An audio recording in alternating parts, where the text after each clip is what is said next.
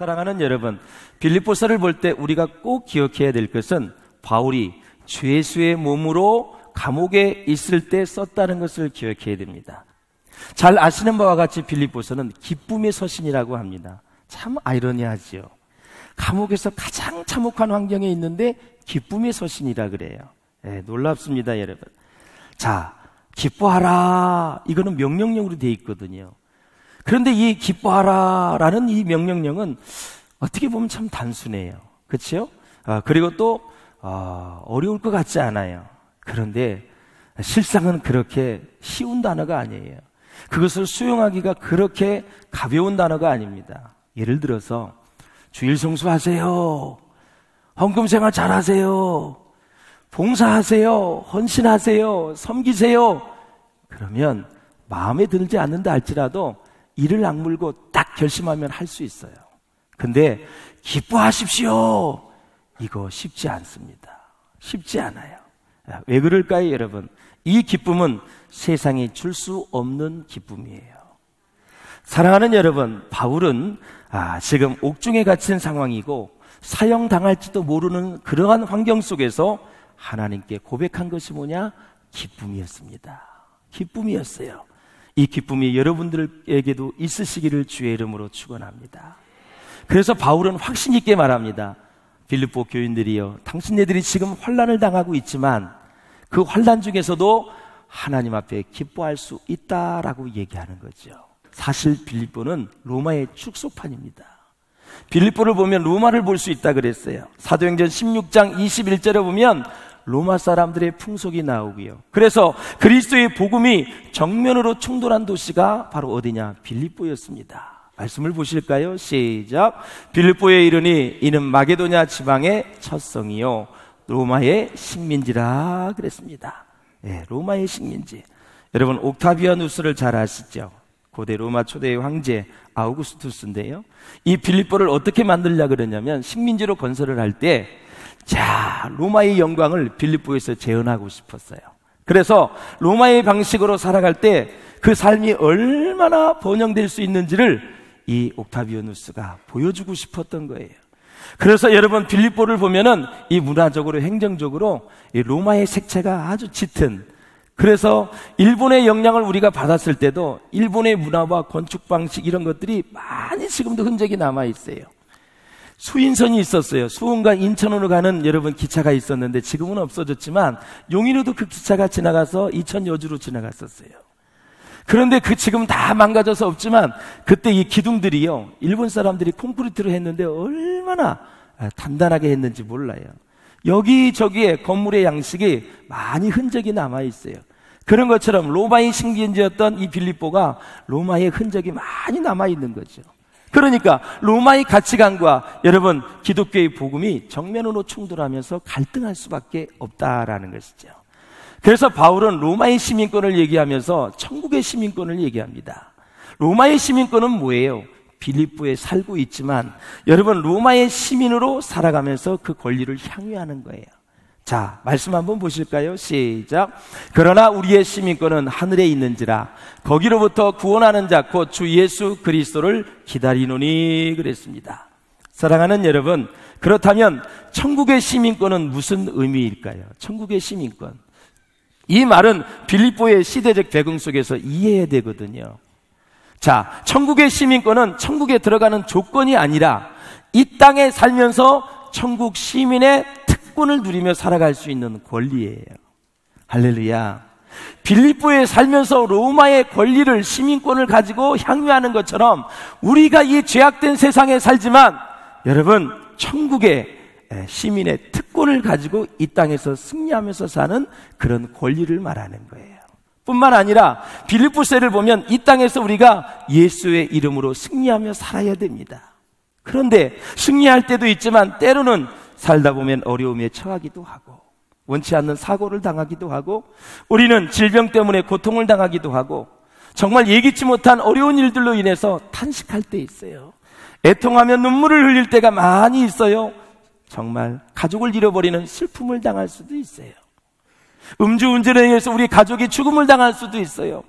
갑자기 화재로 인해서 여러분 생명을 잃어버릴 때도 있다라는 사실이에요. 그러한 환경에서도 기뻐할 수 있는 비결을 배우는 것은 저는 매우 중요하다고 생각을 해요. 그렇다면 이런 어려운 환경, 악한 환경 속에서도 기뻐할 수 있는 비결은 뭘까요?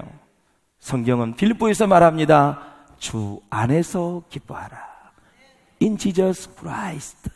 예수 안에 있으면 어떤 환경을 만나도 기뻐할 수 있다라는 거죠. 사랑하는 성도 여러분, 그래서 바울은 빌립보서 2장에서 교회가 완전한 조화를 이루는 일이 얼마나 중요한가를 우리에게 가르쳐주고 있어요. 조화를 이루는 게 중요하다. 특별히 여러분, 빌립보서를 읽어보면 사실 생애 마지막에 쓴 거거든요. 그 노년의 사역자, 정말 성숙한 사역자 바울의 진면목을 우리가 볼 수가 있어요. 사랑하는 여러분, 바울이 가장 애착을 느낀 교회가 있어요. 사실 많은 교회를 개척했거든요.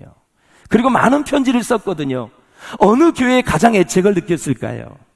근데 바울의 편지를 보면 그 내용을 보면 알 수 있어요. 바울이 수신자들에게 여러분 표현을 썼던 게 두 가지가 있는데, 하나는 뭐냐면 여러분은 나의 멸관이다 이렇게 표현했던 서신사가 어디예요? 데살로니가 전서와 오늘 우리가 읽는 빌립보서입니다. 여러분은 나의 멸관이다. 이 표현을 쓴 것은 데살로니가 전서와 빌립보서 이 두 곳밖에 없어요. 그러니까 사랑하는 여러분, 그 빌립보 교회에 대해서 큰 애착을 보인 그런 모습을 봅니다. 그런데 이 데살로니가 교회와 빌립보 교회는 어디에 있었습니까? 마게도냐에 있었어요. 유럽에 있었어요. 예. 사랑하는 여러분, 물론 교리면에서는 로마서와 갈라디아서의 진면목을 볼 수가 있지요. 또 고린도 후서에 보면 교회의 사회적 양상과 이렇게 잘 관련해서 문제를 해결하는 그러한 방식의 해답을 주는 것이 바로 고린도 후서가 나와 있어요. 그래서 교회 안의 문제, 교회와 사회 밖의 문제를 해결하려면 고린도 후서를 집중해서 보시면 거기에 답이 잘 나와 있어요. 그러므로 사랑하는 여러분, 데살로니가 전서는 바울이 맨 처음에 쓴 편지거든요. 근데 그 편지의 내용을 읽어보면 참 풋풋해요. 첫사랑이에요. 그래서 사역자의 설레임 마음이 가득 배어있는 게 데살로니가 전서예요. 그런데 생애의 마지막에 쓴, 여러분 죽음에 임박해서 쓴 편지는 어디예요? 빌립보서입니다. 이것은 하나의 사역자의 사명과 순교의 마음이 묻어 있고요, 노년의 성숙한 신자의 진액이 담겨져 있는 정말 보배로운 서신 중에 하나가 빌립보서다라는 거죠. 그래서 1절에 보면 무슨 표현을 쓰냐면 자기를 그리스도 예수의 종이라고 바울은 표현합니다. 둘로스. 바로 배 밑에서 노를 젓는 사람을 둘로스라 그랬잖아요. 이 둘로스를 어디에 쓰냐면 2장 7절에 가면 자기를 비워 종의 형체를 가지사. 이 종도 여러분 둘로스라는 표현을 써요. 그래서 여러분 예수 그리스도의 이미지를 이 종이라는 표현을 가지고 계속 성도들에게 되새기는 거예요. 겸손할 수 있기를 주의 이름으로 축원합니다. 배에서 노를 젓는 종과 같은 우리를 예수 그리스도의 십자가의 보혈로 구원해 주셨으니, 하나님의 자녀되는 권세를 주셨으니 감사할 수 있기를 주의 이름으로 축원합니다. 그리고 사랑하는 여러분, 본문에 보면 성도라는 표현이 나와요. 거룩한 무리라는 거죠. 거룩한 무리. 우리가 성도라는 직분이 얼마나 영광된지 몰라요. 그 성도에게 무엇이 있을지어다? 은혜와 평강이 있을지어다. 항상 바울 서신에 보면 은혜가 먼저 와요. 그리고 평강이 따라옵니다. 자, 한번 말씀을 보실까요? 시작. 그러므로 우리가 믿음으로 의롭다 하심을 받았으니 우리 주 예수 그리스도로 말미암아 하나님과 화평을 누리자. 또한 그로 말미암아 우리가 믿음으로 서 있는 이 은혜에 들어감을 얻었으며 하나님의 영광을 바라고 즐거워하느니라 그랬습니다. 그러면 이 구절에서 은혜는 뭘 얘기하는 거예요? 바로 믿음으로 의롭다함을 얻는 것이 사도 바울은 은혜로 얘기하는 것입니다. 그래서 그 다음에, 은혜 다음에 나오는 것이 평화입니다. 그래서 성도님, 우리가 문자를 보낼 때도 카톡을 할 때도 주 안에서 평안하세요 라는 것은 하나님의 은혜가 당신에게 있기를 원합니다. 은혜가 임해야 평안이 오는 것입니다. 할렐루야. 그리고 이제 사도 바울은 감독들과 집사님들을 언급을 해요. 감독은 에피스코포스라는 단어고 집사는 디아코노스라는 단어예요. 여러분, 빌립보 교회는 교세가 어느 정도 됐을까요? 몇 명이나 모였을까요? 사실 빌립보 교회에 모이는 인원을 정확하게 숫자를 헤아릴 수 있는 것은 불가능해요. 그러나 많은 신학자들의 책을 보면은 빌립보 교회는 대략 50명 정도로 예측을 하고 있습니다. 자, 이 50명이 모이는 교회의 집사 디아코노스를 소개하고 있는데, 이 디아코노스가 뭐냐면 두 사람 사이에서 심부름을 하는 사람을 디아코스라 그래요. 재정관리도 했고 공동 식사 섬기는 일을 감당하는 임원도 했고 각종 교회에 허드렛 일을 하면서 교회를 세워갔던 사람들이 디아코노스 집사였습니다. 이것이 바로 사역자의 자세입니다. 바울은 또한 빌립보 교인들을 생각할 때마다 나의 하나님께 감사하며 그랬습니다. 바울은 인사를 참 멋지게 해요. 주의 이름으로 문안합니다. 은혜와 평강이 너에게 있을지어다. 이 바울이 여러분 여러 가지 학문을 많이 했기 때문에 특별히 바울의 서신서를 보면 이 바울의 수사학의 구조와 기교가 대단한 것을 우리가 알 수 있습니다. 특별히 바울이 서신서를 보면, 빌립보서를 보면 청중과의 관계를 아주 중요시하고 있습니다. 청중과의 관계. 예. 그래서 그 관계에 누가 계속 개입되고 있느냐? 항상 보면은 하나님이 개입되고 있습니다. 하나님께서 주시는 은혜와 평강이 빌립보 교인들에게 충만할지어다. 이렇게 되어 있어요. 그러니까 다시 말씀드리면 바울과 빌립보 교인들과의 각별한 관계는, 바울과 빌립보 교인들의 사랑의 관계는 그리스도로 인해서 가능하다는 것입니다. 바로 예수 그리스도의 피로 인해서 너희와 내가 각별한 사랑의 관계를 이루었다라는 사실입니다. 그래서 사랑하는 여러분, 종과 성도들과의 여러분 사랑의 관계는 그리스도로 인해서 가까워질 수 있기를 주의 이름으로 축원합니다. 그러므로 사랑하는 여러분, 정말 나는 참다운 그리스도인인가 질문을 해야 됩니다. 그렇다면 이 빌립보서 1장에서 말하는 참된 그리스도인의 특징은 뭘까요? 시작. 함께 하나님의 은혜에 참여한 자라는 것입니다. 더 쉽게 얘기하면 나와 함께 은혜를 나눈 자가 그리스도인의 특징이다. 그리스도인은 하나님의 은혜와 은총을 입은 사람입니다. 믿습니까 여러분? 그러므로 사랑하는 여러분, 은혜가 뭐예요? 나는 아무 공로가 없어요. 자격이 없어요. 그럼에도 불구하고 하나님이 주시는 은총이 은혜인 것입니다. 그래서 하나님이 그리스도인이라고 알려진 사람들을 특별한 은총의 눈길로 우리를 바라보시는 거예요. 은총의 눈길로. 그러니 하나님이 우리를 바라볼 때 얼마나 사랑스러운 마음으로 우리를 바라보실 수 있을까? 이 마음이 우리의 마음이 될 수 있기를 주의 이름으로 축원합니다. 사람을 바라볼 때마다, 가족을 바라볼 때마다, 우리의 남녀전도의 가족들을 바라볼 때마다, 교회의 식구를 바라볼 때마다, 직장에서, 학교에서, 사업장에서 사람들을 바라볼 때마다 사도 바울 그 마음에 든 예수님의 마음, 하나님의 마음으로 바라본다면 얼마나 하나님이 기쁘게 생각하실까? 사랑하는 여러분, 아모스를 한번 보실까요? 시작. 내가 땅의 모든 족속 가운데 너희만을 알았나니 그랬습니다. 이 말씀이 무슨 말씀이에요? 하나님이 이스라엘 나라에 특별한 관심을 기울이셨고 하나님이 특별한 축복을 이스라엘 나라에 부어주셨다라는 거예요. 시편은 또 뭐라 그래요? 시작. 여호와의 천사가 주를 경외하는 자를 불러 진을 쳤다 그랬습니다. 그러니까 하나님이 자신과 올바른 관계를 맺은 그런 사람들을 지켜보시고 주목도 하시고 하나님의 사랑으로 보호해 주시겠다라는 표현이에요. 히브리서는 뭐라 그래요? 시작. 모든 천사들은 섬기는 영으로서 구원받을 상속자들을 위하여 섬기라고 보내심이 아니냐 그랬습니다. 하나님은 구원받은 성도들을 특별하게 생각하시고 각별하게 생각하시고 우리의 삶을 다 보시면서 힘들고 어려울 때마다 주님이 염려하는 눈길로 우리를 바라보시고 하나님께서 우리에게 모든 삶의 관심사를 가지고 신경을 써주신다라는 그런 말이에요. 사랑하는 여러분, 주님은 제자들을 이루어가면서 뭐라 그랬냐면 너무 은혜를 받았어요. 주님은 제자들을 보시면서 하나님이 너희의 머리털까지 세심받으심이라 그랬습니다. 얼마나 위로가 됩니까 여러분? 얼마나 관심이 많으면 머리털 빠지는 것까지 다 알고 몇 개가 남아있는 것까지 다 아신다 이거예요. 여러분의 아내, 여러분의 남편의 머리카락이 몇 개 있는지 아시는 분 손 들어보세요.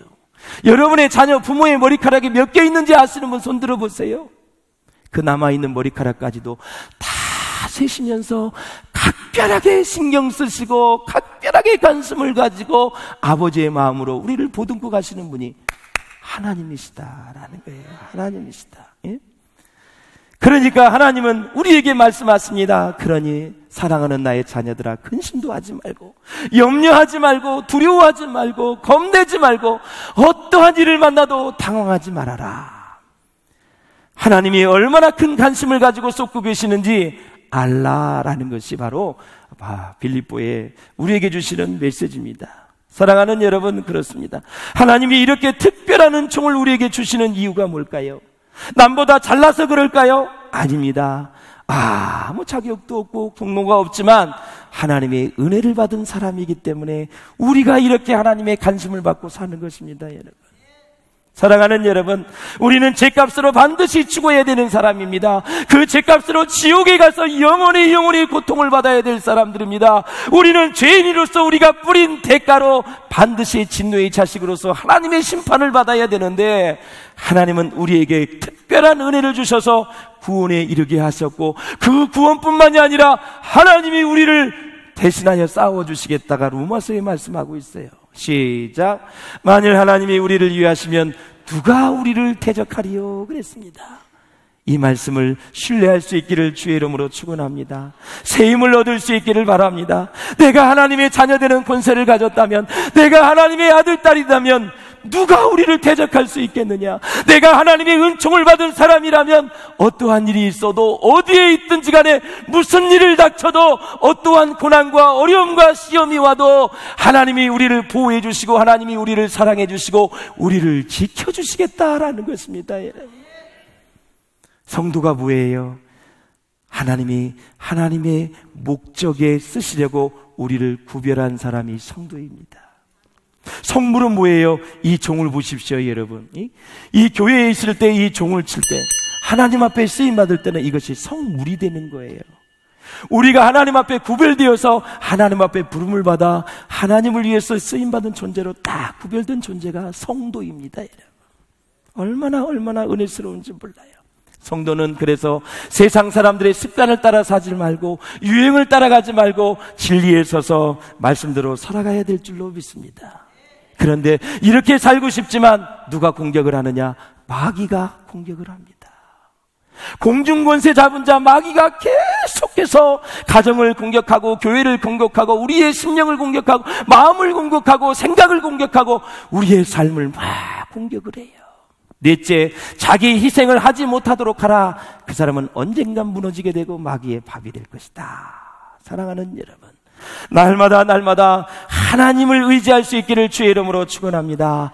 영과 진리로 예배할 수 있기를 바랍니다. 예배를 드릴 때마다, 말씀을 읽을 때마다 은혜 받으시고요, 자기 희생과 헌신으로 하나님 앞에 나아가서 날마다 승리하시기를 바라고, 바울처럼 간구할 때마다 너희 무리를 위하여 기쁨으로 항상 간구함은 그랬습니다. 사랑하는 여러분, 기도로 하나님 앞에 가지고 나가지 못할 일은 없습니다. 인생의 모든 문제를 다 기도로 하나님 앞에 가지고 나아갈 수 있습니다. 왜? 기도는 우리의 삶의 모든 영역에 영향력을 미치기 때문에 그렇습니다. 그래서 데살로니가전서에서는 말씀합니다. 뭐라 그랬어요? 쉬지 말고 기도하라. 삶의 모든 영역에 기도가 영향을 주기 때문에, 능력이 있기 때문에, 거기에 권능이 있기 때문에, 회복이 있기 때문에 쉬지 말고 기도하라 그랬습니다. 여러분, 기도는 하나님의 인재를 사모하며 간구하는 것으로 시작이 되어집니다. 그럴 때 어떤 일이 일어나요? 그 임재 가운데 내가 기도하는 대상을 떠올리게 되지요. 그 떠올리는 대상을 하나님의 관점으로 보게 될 때 우리는 감사함으로 기도할 수 있는 것입니다. 사도 바울이 감옥에서 기도합니다. 하나님의 임재가 있었습니다. 그래서 그는 그 임재 속에서 그 기도의 대상이 빌립보 교회 성도들이 떠올랐습니다. 하나님의 관점으로 그들을 바라보니 얼마나 사랑스러운지, 그러면서 감사함으로 하나님께 기도하고 있다라고 얘기하는 것입니다. 이러한 은혜가 우리 가운데도 있기를 주의 이름으로 축원을 드립니다. 하나님의 임재가 있게 되면 여러분, 세상의 염려가 떠나가게 됩니다.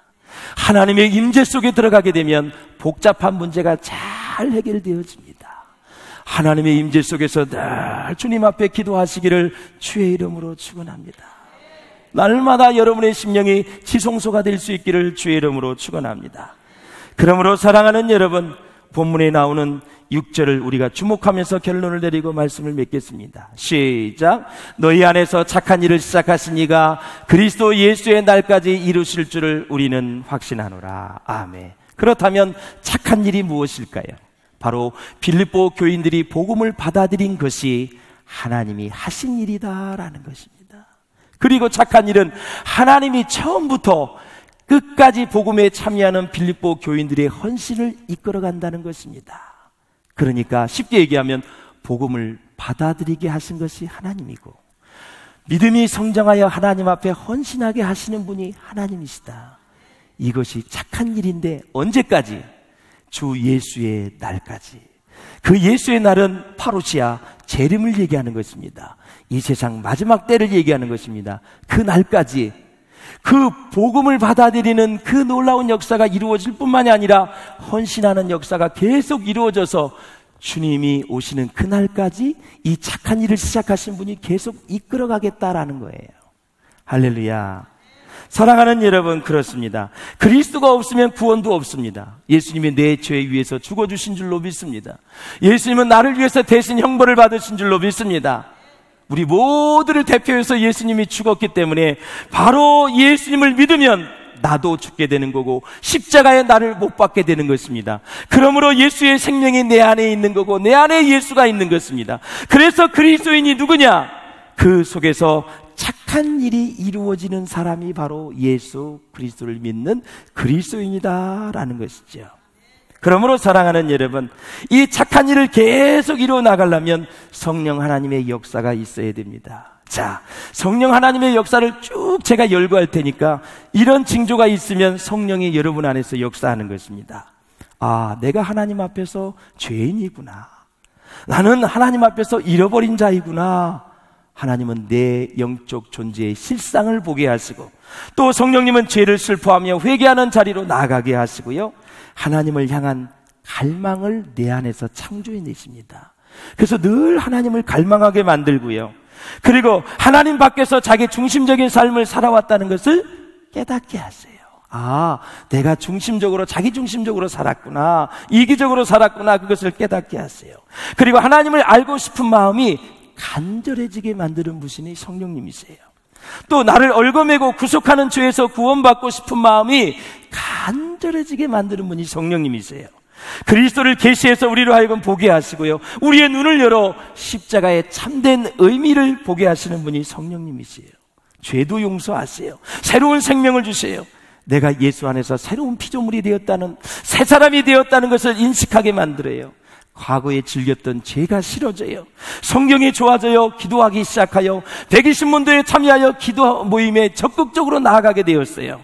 과거에 즐겼던 일들이 이제는 싫어지고, 과거에 즐겼던 죄들이 다 싫어지고, 이제는 하나님의 은혜 가운데서 내 인격을 하나씩 하나씩 나쁜 인격을 좋게 만들어가지고 다듬어 가시는 분이 성령 하나님이 하시는 일이에요.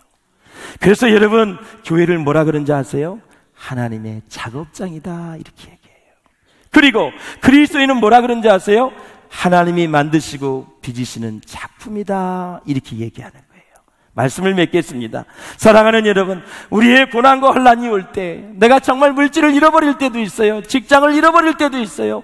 수많은 일들로도 아픔을 당할 때도 있어요. 그러나 이것은 하나님이 우리를 향해서 착한 일을 시작하시는 과정에 있다는 것을 잊지 마시고, 주 예수의 날, 정말 파루시아 주님이 재림하시는 날을 우리가 고대하면서 그 날을 맞이할 준비를 할 수 있기를 주님의 이름으로 축원을 드립니다.